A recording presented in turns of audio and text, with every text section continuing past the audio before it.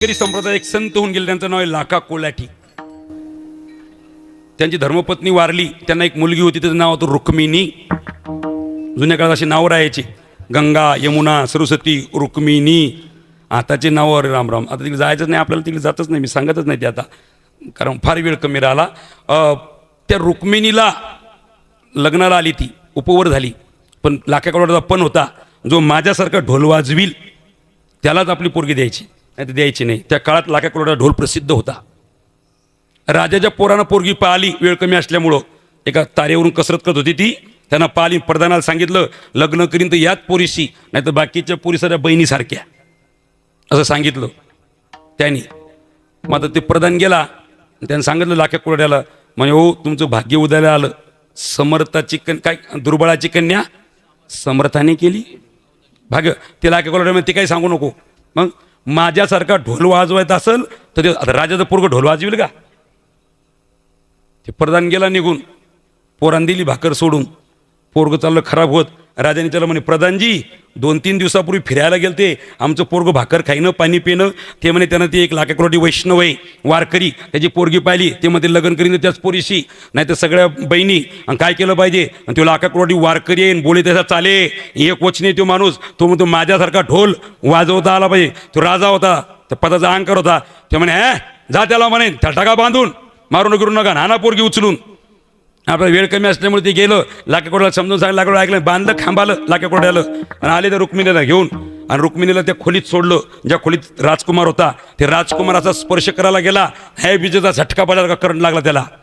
आणि मग ती सांगे म्हणजे ध्यानात ठेव, 2-3 पिढ्या पंढरपूरची वारी आहे आमच्या घरात, खानदानी वारकरी आहे. मग तू म्हणशील मला इथं उचलून का आणलं, तर आज माझ्या बापाच्या भक्तीची शक्ती या जगाला दाखवण्याचा समय आला, म्हणून ही पांडुरंगाची लीला आहे. तुम्हाला स्पर्श नाही करू शकत. ते घाबरलं. ते म्हणे तुझं नावही मला माहीत नाही, आणि तू इथं कशी आली हे मला माहीत नाही. मग प्रधानाला बोलावलं. प्रधानानं सांगितलं त्या रुक्मिणीला, म्हणे रुक्मिणी याचा डोक्यातला डाव नाही, याच्या बापाच्या डोक्यातला डाव आहे. तर मग तो आला काकुलती, म्हणजे माझ्या संग लग्न कर ना तू. तर ते म्हणे करायला एकच आट आहे, ढोल शिक.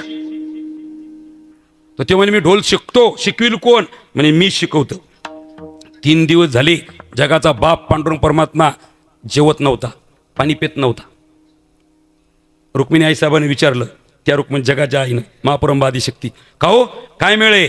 म्हणे रुक्मिणी माझा भक्त लाख्या बांधून टाकला रे खांबाला, रोज मला शिव्या द्यायला लागला, विठ्ठल विठ्ठल विठ्ठल विठ्ठल, लाज वाटे तुझा म्हणविता दास, गोडी नाही रस बोलिल्या सारिकी, असं तुम्हाला भांडायला लागला रे. पण खूप एकनिष्ठ माझा भक्त आहे, नामधारक आहे. काय केलं पाहिजे? जो तुला माहिती आहे माझा भक्त जोपर्यंत खाणार नाही तो मी खाणार नाही. रुक्मिणी आईसाहेब म्हणे काही चिंता करू नका. काय म्हणे 16,108 उपाशीच आहेत साऱ्या, 3 दिवस. काय केलं पाहिजे? चला म्हणे, जगाची आई रुक्मिणी लाख्या कोल्हाट्याची पोरगी झाली रुक्मिणी, तिचंही नाव रुक्मिणीच. आणि जगाचा बाप त्या राजाचा राजकुमार झाला आणि आला.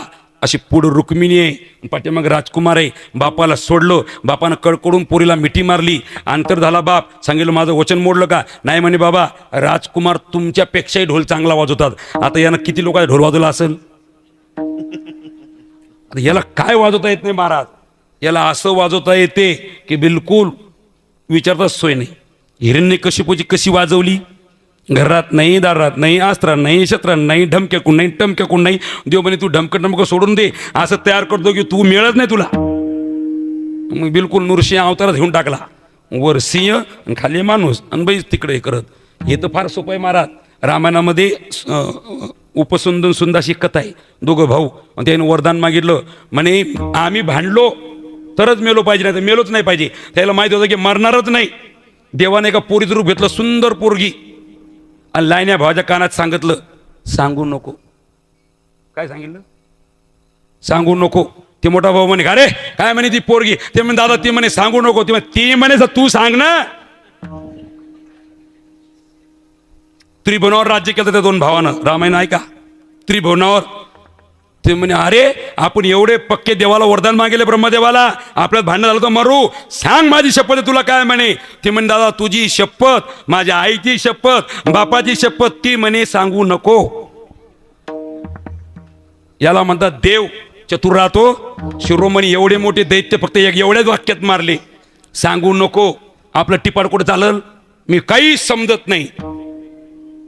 काय समजत नाही?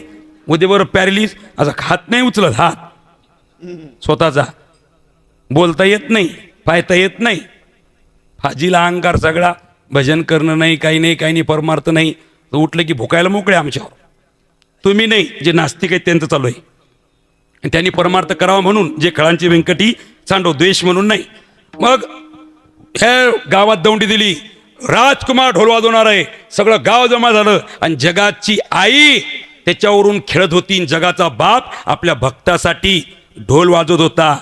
सगुण गुण माया आली कोलाटीनं खेळाया, लाक्या कोलाट्याचा ढोल पिटी, असा ढोल वाजवला महाराज. आणि मग वेळ संपली, जेवायला बसली. व्यवहारिक सत्तेत आणि परमार्थिक सत्तेत बदल आहे. चोपदार लग्न झालं का? झालं ना? हा. व्यवहारिक सत्तेत सासरा जावई जर जेवायला बसले तर पहिला घास कोण घ्या? बघा, पहिला घास जावयानं घ्या आणि मग सासऱ्यानं घ्या. आता इथं कोण कोणाचा जावई सासरा आहे? भक्त आणि देव. देव आहे जावयाच्या रूपात, भक्त आहे सासऱ्याच्या रूपात. दोघंही जेवत नव्हती. याचा पण आहे भक्तान खाल्ल्याशिवाय मी खात नाही, आणि याचा पण आहे बाबा आपली मुलगी आहे तर कसं केलं पाहिजे. तर मग ती हुशार होती रुक्मिणी साहेब. ती म्हणे, बाबा तुम्हीच पहिला घास घ्या, तुम्हाला तुमच्या पांडुरंगाची शपथ.